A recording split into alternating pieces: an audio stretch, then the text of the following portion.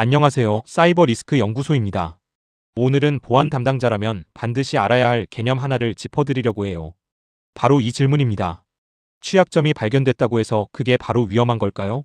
많은 분들이 당연히 그렇죠라고 생각하시는데요. 사실 그렇지 않습니다. 오늘 영상에서 그 이유를 하나씩 풀어드릴게요. 현장에서 이런 상황 많이 겪으시죠?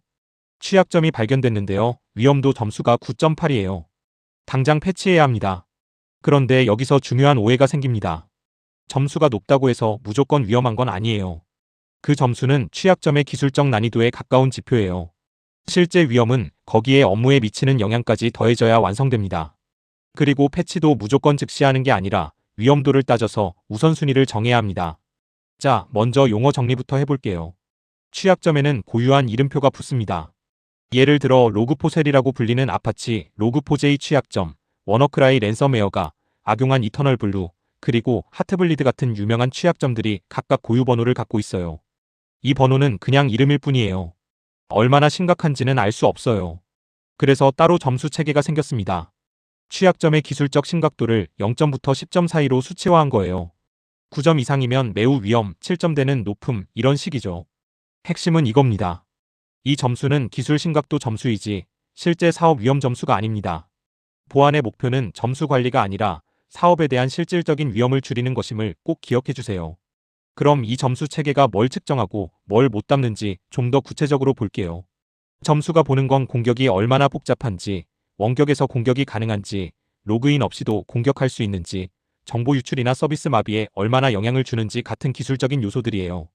반면 이 점수가 전혀 반영하지 못하는 게 있어요.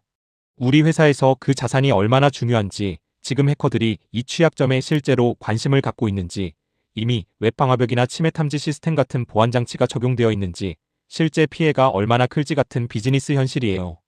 그래서 이 점수는 패치 기술 우선순위를 잡을 때 참고하는 자료일 뿐 위험 의사결정의 단독 기준이 될 수 없습니다.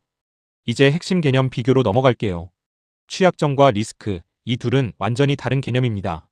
취약점은 소프트웨어나 시스템에 있는 기술적인 결함 그 자체예요. 고유 번호와 점수로 기록되고요. 공격자가 이용할 수 있는 약점이지만 단독으로는 아무 피해도 안 일으킬 수 있어요. 반면 리스크는 그 취약점이 실제 피해로 이어질 가능성입니다. 취약점에다가 위협 수준, 자산 가치, 보안 통제 현황까지 종합적으로 봐야 하고요. 사업에 미치는 영향이 포함되며 우리 회사 환경에 따라 달라집니다. 그래서 경영진이 의사결정할 때 쓰는 기준이 되는 거예요. 그럼 취약점이 실제 리스크가 되려면 어떤 조건이 필요할까요? 첫 번째, 취약점 자체가 존재해야 해요.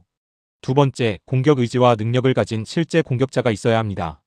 세 번째, 공격자가 들어올 수 있는 경로, 예를 들어 인터넷에 노출된 서비스 같은 게 있어야 해요. 네 번째, 그 취약점이 우리 핵심 데이터나 서비스에 영향을 줄 수 있어야 하고요. 다섯 번째, 웹 방화벽이나 침해 탐지 시스템, 네트워크 분리 같은 보안 장치가 없어야 합니다.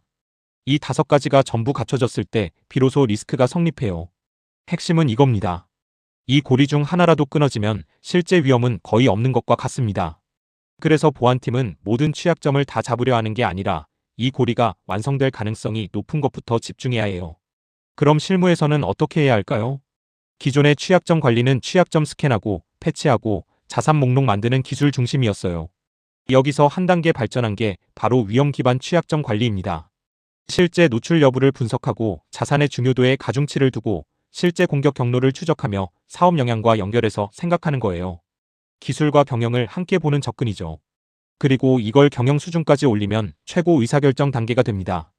경영진이 위험을 받아들일지 말지 판단하고 남은 위험을 분석하고 예외적인 상황을 승인하는 프로세스까지 포함하는 거예요. 자, 오늘 핵심을 5가지로 정리해 드릴게요. 첫째, 취약점은 기술적 결함이고 리스크는 실제 피해로 이어질 가능성입니다. 둘째, 모든 취약점이 위험이 되는 건 아닙니다. 셋째, 취약점 점수는 참고 자료이지 위험 의사결정의 단독 기준이 아닙니다. 넷째, 얼마나 노출됐는지와 사업 영향을 함께 봐야 진짜 위험을 찾을 수 있어요. 다섯째, 위험 기반 취약점 관리의 핵심은 기술과 경영을 연결하는 것입니다.